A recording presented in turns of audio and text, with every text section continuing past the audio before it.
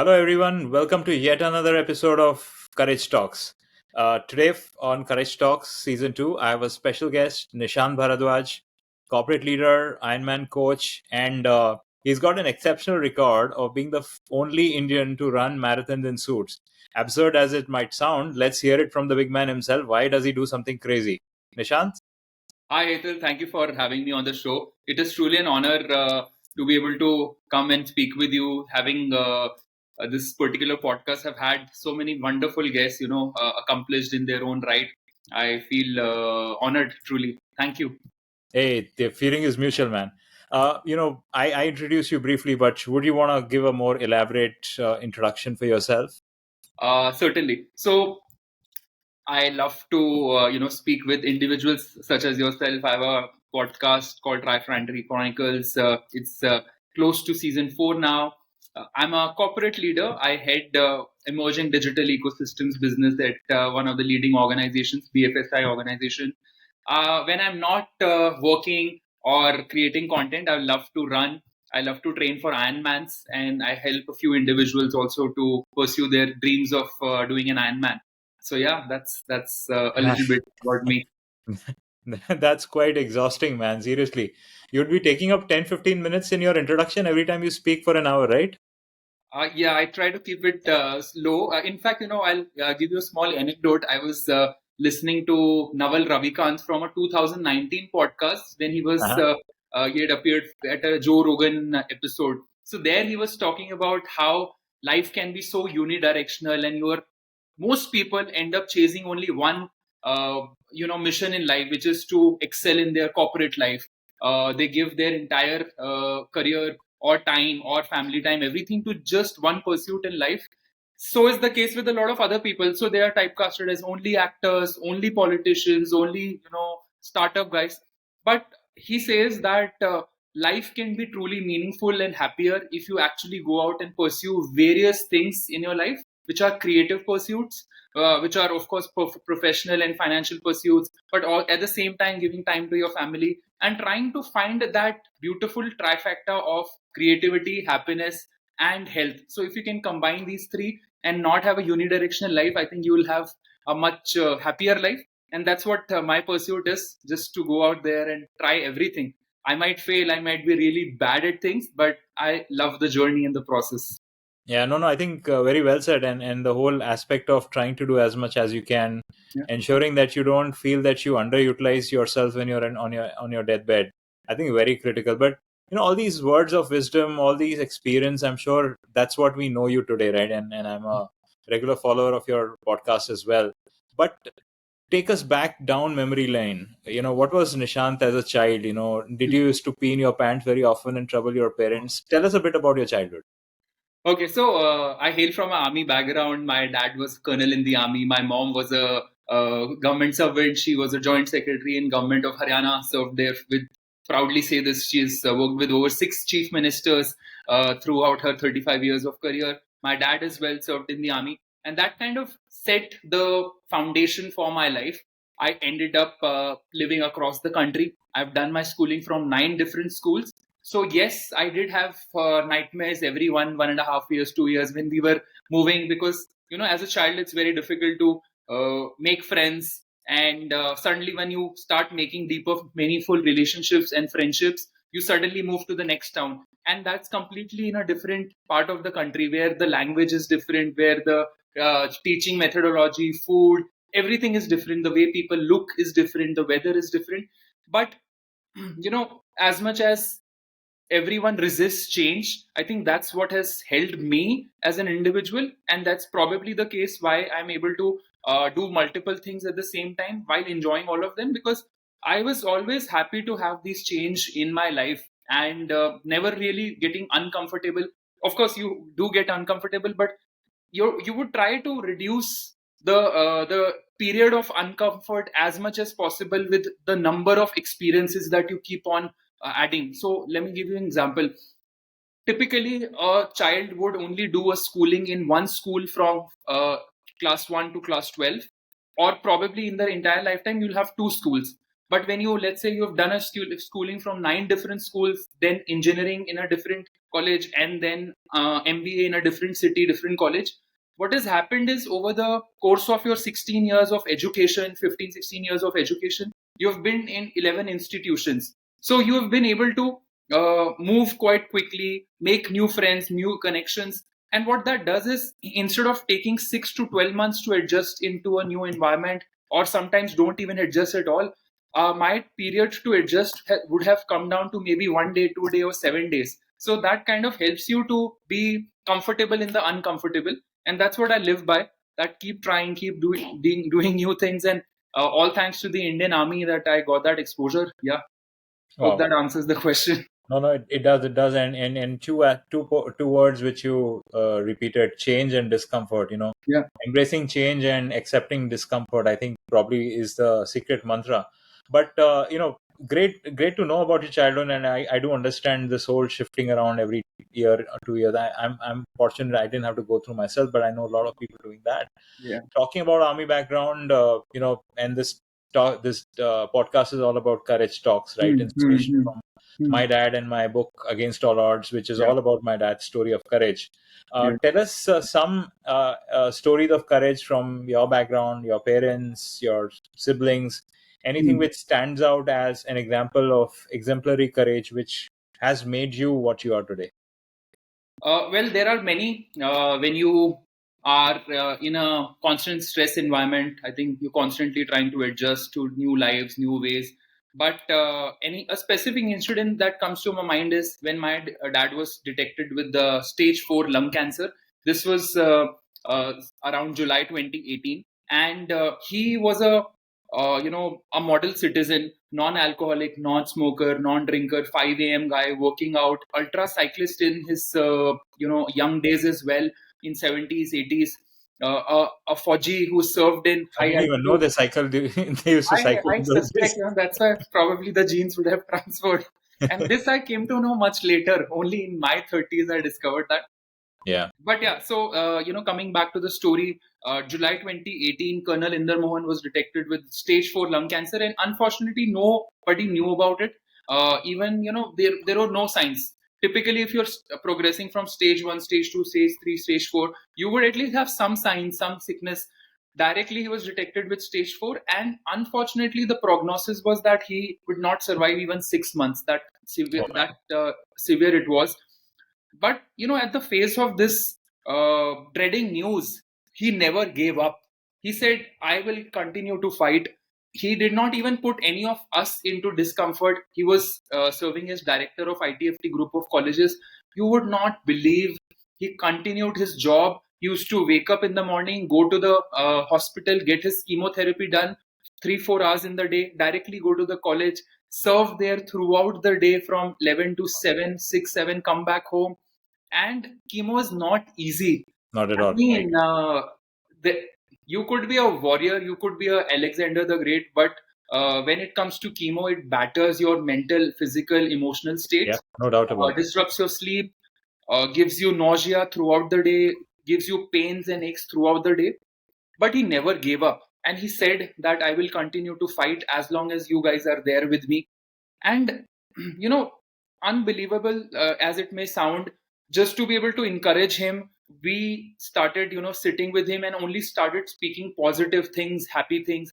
Yeah. I was a non swimmer, a non cyclist throughout my life. And Ironman Goa was coming to India for the very first time. This was, I think, January, February 2019. By the way, 6 months had passed and he was still really fighting it on. He had already had some, I think, 8 or 10 cycles of chemos.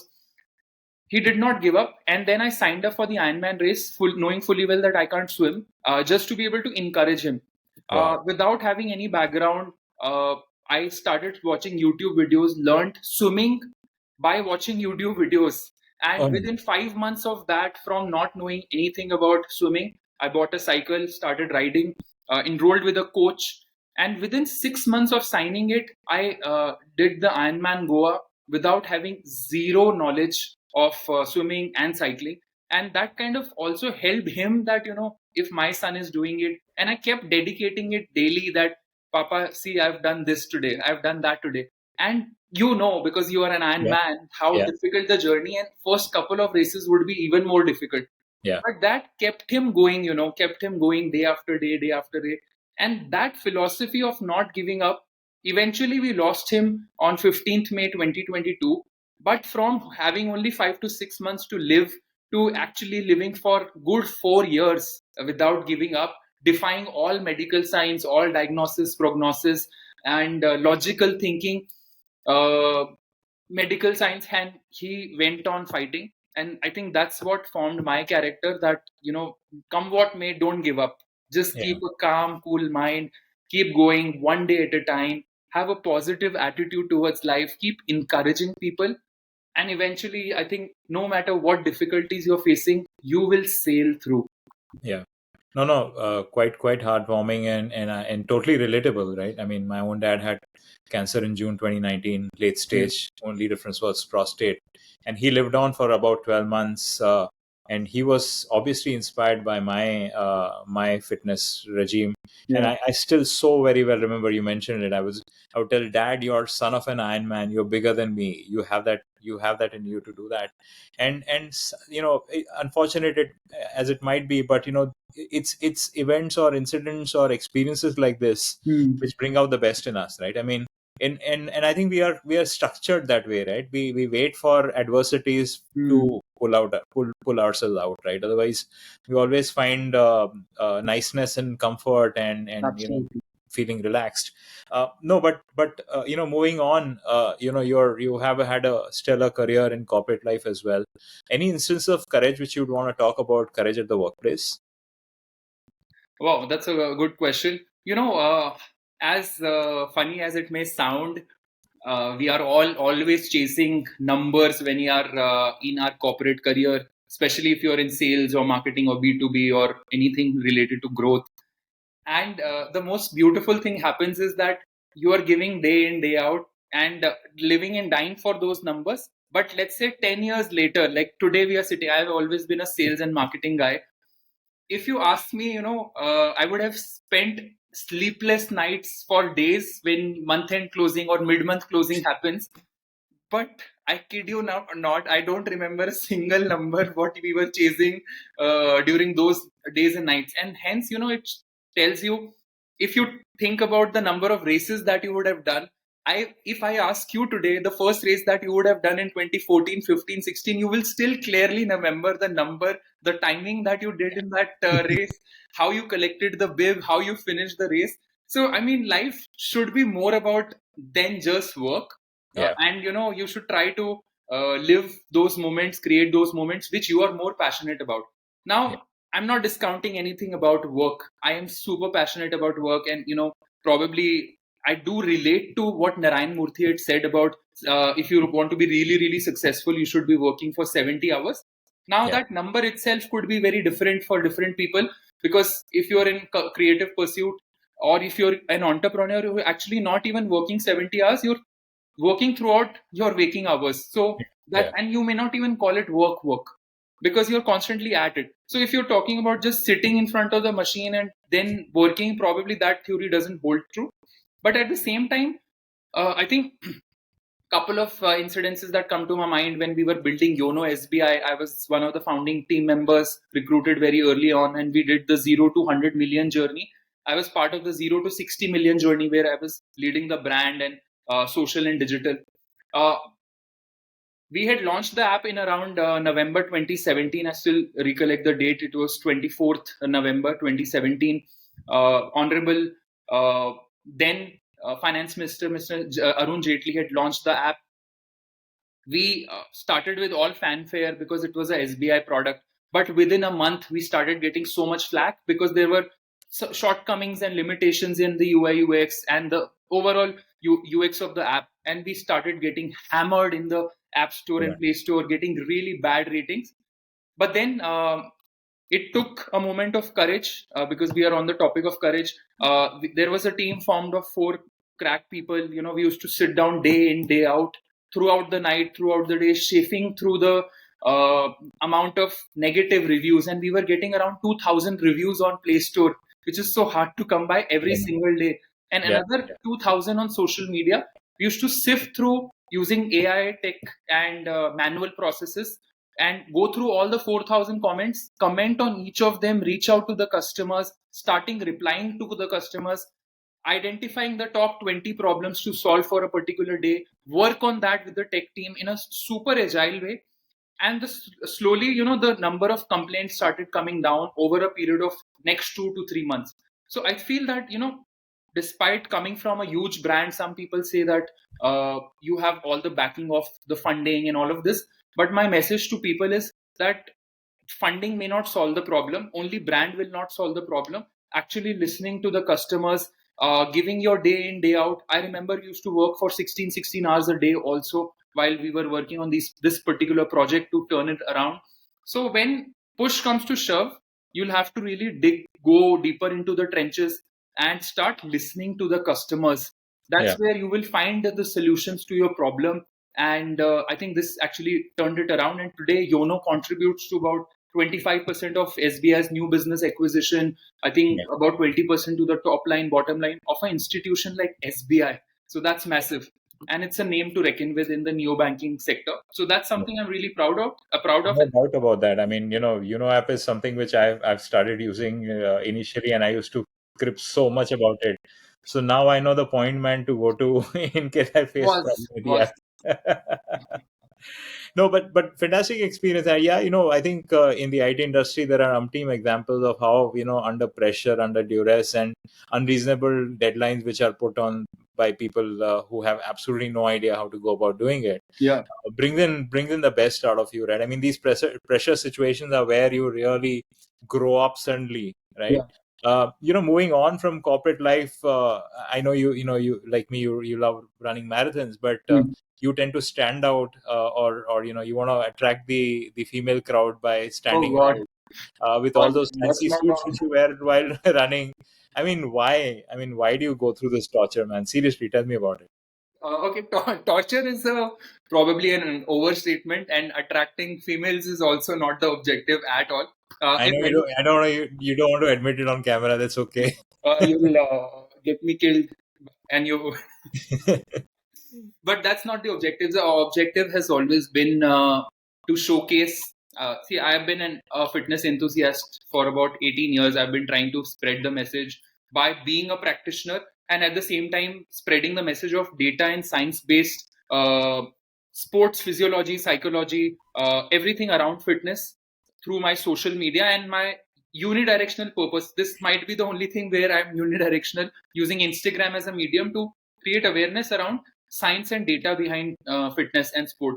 And so, what I've seen is corporates are the ones that are under tremendous pressure. There is a couple of studies which says that about 49% of the youngsters at the age till the age of 35 are at the risk of getting some kind of cardiovascular disease and even heart attack in the next 5 years. Yeah. Sure. Diabetes in India, there are 110 million diabetic people in the country, and it is growing at 20%. I mean, imagine you are an angel investor, you would kill for that kind of a growth when you have 100 million users of a particular platform, 20% growing annually. So these are not good signs for an economy which wants to be a $5 trillion economy in the next 5 years and also wants to lead the world. We need to be the fittest version, the most strongest version of ourselves. And hence I thought, why not use the platform of running marathons. I've run over 300 half and full marathons, done number of Ironman races.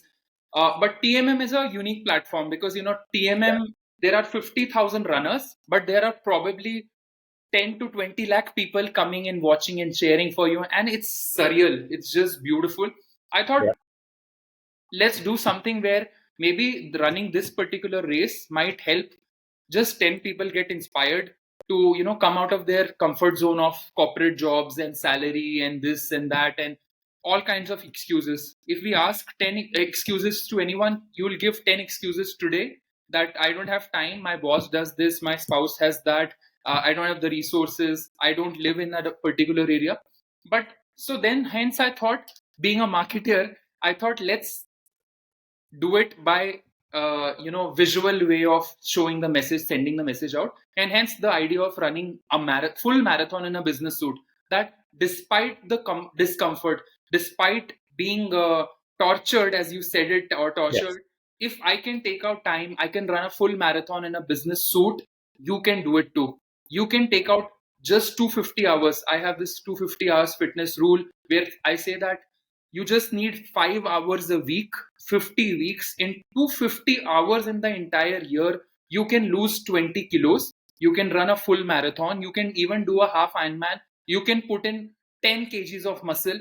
Any kind of fitness goal, if you have, you just need 250 hours in the entire year and you can achieve it. And that's just 5 hours a week, yeah. And I think anyone can do it. So that was the message, and I think it is well received. Over the course of last 3 years, it has crossed over, I think, 50 million organic views on various social media platforms. So probably I'll run one this year as well. Wow. No, I think there's a beautiful concept of 250 hours. I never thought it that way. And I think that makes it easier to put it into a capsule format, right? Yeah, And people know that that's all what you need to do. And obviously the rewards are pretty awesome. apparent. And yes, you rightly said, I think if I was ever going to run in suit, I think TMM would be the best event to run. I think it's got the largest possible crowd Yeah, that you could probably get attention of. And obviously it's the financial capital for the country as well. yeah, yeah. Well said. Moving on from marathons to Ironman, and you're not just an Ironman participant; you're an Ironman coach as well. Yeah. We all know how tough an Ironman journey can be, and vulnerability is something which men are typically not given a chance to, right? Hmm. To display your emotion, to cry if you want to. Hmm. Any particular instance where you almost felt like crying? Something where you broke down and you felt that enough is enough here. I mean, what am I doing here? Okay, I'll answer it in two parts. When we talk about vulnerability, uh, there is you cry because of a sense of loss or a sense of belongingness. You wanted something, or and you lost it, and you had something and then you lost it, or probably you think you deserved something and then you lost it. Yeah, true. And this might come from a place of comparison, envy, want, need, or that aspiration part of it. But then there is breaking down just because the rigors of life that I'm not getting the due, I'm going through so much, the physicality, the hardships of doing an Ironman. See, we are working professionals, all of us have a day job, and Ironman journey is not easy. I i whenever I speak with anyone, I ask them their why do you want to do it, because that why is so important. After the first few pictures, the selfies and the post that I'm going to do this Ironman, the journey is very, very lonely. The number of hours on a particular week, like 10 to 12 hours of intensive work that you're putting in, even 15 to 20 hours in the peak phase, are very lonely and very painful. Beyond 1 hour, it's not fun. Yeah, So you yeah. might cry because of those pains as well. And I've experienced both. I've had the loss of my father, and in fact, 22 years ago, I'd lost my younger brother as well, Ishan, Oh to man. blood cancer. So, I mean, yes, every now and then I do get emotional, missing them, taking care of my family, and probably these kind of um events, incidences make you even more emotional. You might think that you are invincible, you might think you are too strong and all, but I think at the same time it becomes your superpower as well.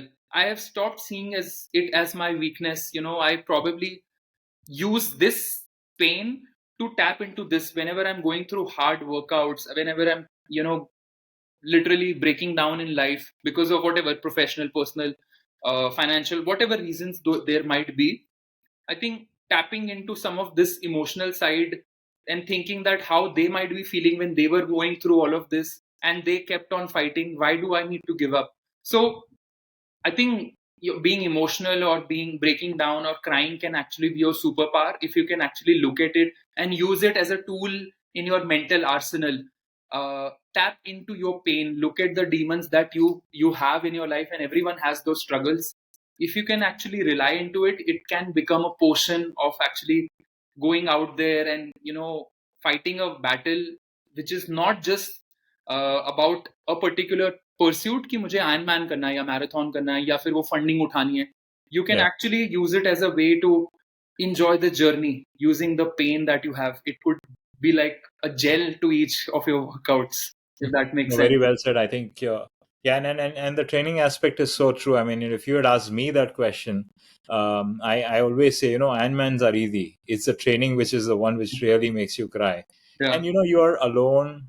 You need to set your own plans. You need to take your own hydration and nutrition with you. yeah, There's nobody around to cheer you. There's yeah. nobody around to boost you. There's nobody even to high five at the end of the race as True, well. true. Sometimes you would hope that start point पे कोई तो खड़ा होगा. In practice and training कोई नहीं खड़ा होता है. Even the people who started with you would have Yeah. finished long before you, or might be long behind you.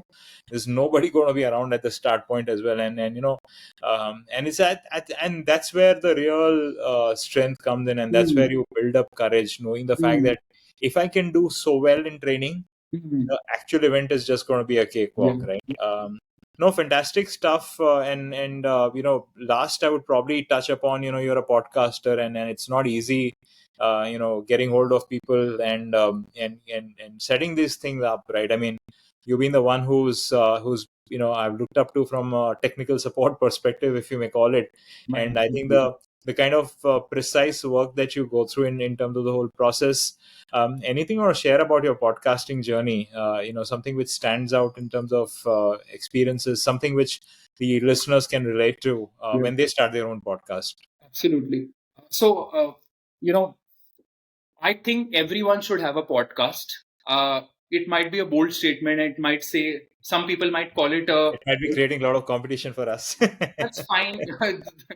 I think, Healthy competition, I would say. yeah, absolutely. See, Yeah. what I've learned about podcasting, it started from a place of neither vanity metrics. I did not want any likes, comments, share, or whatever those numbers are people are chasing. You're on camera. You said you don't want likes, comments, and Yeah, yeah, shares. absolutely. And I'm quite candid in my physical conversations as well. Neither was I chasing any kind of monies or revenues and all of that.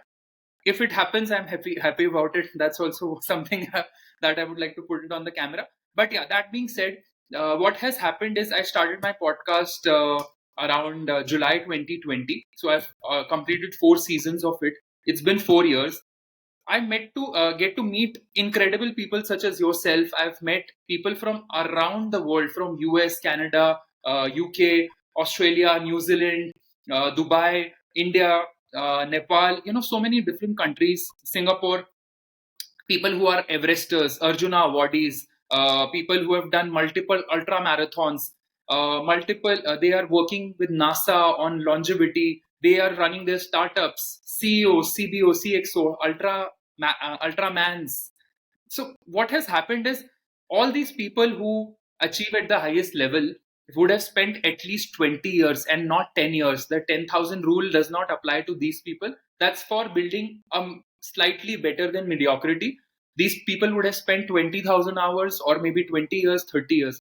What I get is 60 to 70 minutes of intimate conversation. These people share their 20 years of experience in a crystallized form in 20 minutes without the need of having an alcohol in our bodies, without having coffee and all of that, because most of these conversations are recorded over some of the platforms. You become a better communicator, you become a better listener, which is so important these days. Everyone wants to just blabber about, right? But what Yeah. about the art of listening? And what has happened is that has contributed to the way I process things, I perceive things. I was always I always enjoyed doing things slow, but this process of meeting people such as yourself has made me realize that amazing things, extraordinary things in life actually come when you're working on it for years and years and years and decades, and love the process, slow it down, and then eventually you will meet success. Yeah. Success is just an outcome. You just said it when you spoke Yeah. about the Ironman. When you cross the finish line, you just get the medal, but you became an Ironman in your training. Same is the Mhm. case with any pursuit in life. And hence, every founder that might be watching it, every person on LinkedIn, every person on Instagram that might be watching it, YouTube, you should have a podcast, because this will make you a better communicator. Yeah. This will help you to get your message out, crystallize your thoughts, and also enable you to build the thought process itself. Now, that being said, I also personally feel that in India's podcasting journey kind of started about 4 or 5 years ago only. Whereas in the US, it started around 2007, 2008 when podcasts really started picking up. Yeah. Some of the main podcasters like Joe Rogan, Tim Ferriss, Rich Roll, these guys are earning hundreds of millions of dollars every year. And I Yeah. think in India also, people like Ranveer Alapadia, various other podcasts are there. They are doing exceptionally well. This will also become a very good industry where you can actually separate the good from the surface Yeah. level people. Yeah. Influencers who blurt out 30-second videos on social media are only picking up some Google search or copying other videos and just blurting it out in 30 seconds. Podcast mein your real knowledge, the real depth, real experiences can actually start showing. So this will allow you to build a better mindset in the economy of attention deficit disorder. You can actually start building depth to your character. So these are some of the ways that everyone should. Now, quickly answering the question how one can start around it, I think don't need to look at fancy camera, fancy equipment. Just start with your phone. Just start with your laptop. Sit with the next. Decide a theme that you're really passionate about. You never really get bored around it. It could be art, fitness, culture, politics, commenting on I don't know, OTT, gaming, whatever that you find your fancy. Start inviting people, DMing them on Instagram, Facebook. That's how we connected, right? Yeah. LinkedIn, and That's right. so use LinkedIn, use Instagram, create your network. And I feel, I mean, despite even if I become a billionaire, I want to still keep doing this. And I'm still Yeah. this one also. I'm putting it out there.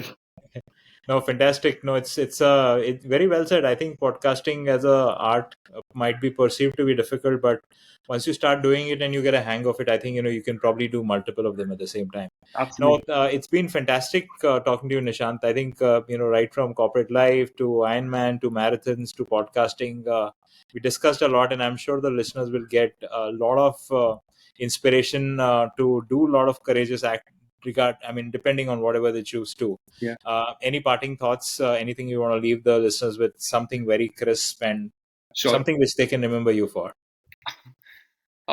If there is only one thing that people might remember from this podcast is try to do a lot of things that you love in life, which is something related to finance, something related to art, culture, and fitness. And when you start compartmentalizing your life, start giving one non-negotiated hour to each of these pursuits, you will see that within 6 to 12 months, you start excelling at things. Do not be boxed into one environment, one thing, and one thing only for your life. Try out multiple things, and I am very sure that you'll succeed. I have this mantra, I call it train, endure, conquer. Continue to train in your life. You keep enduring the pain, and you will conquer. Train, endure, conquer, guys. Fantastic. Train, endure, conquer. There's nothing better way to conclude. Thanks a lot, Nishant. It's been wonderful talking to you, Thank and you so all much. the best to continue for all your pursuits. Thank you so much, Hetal. Thanks. Thanks.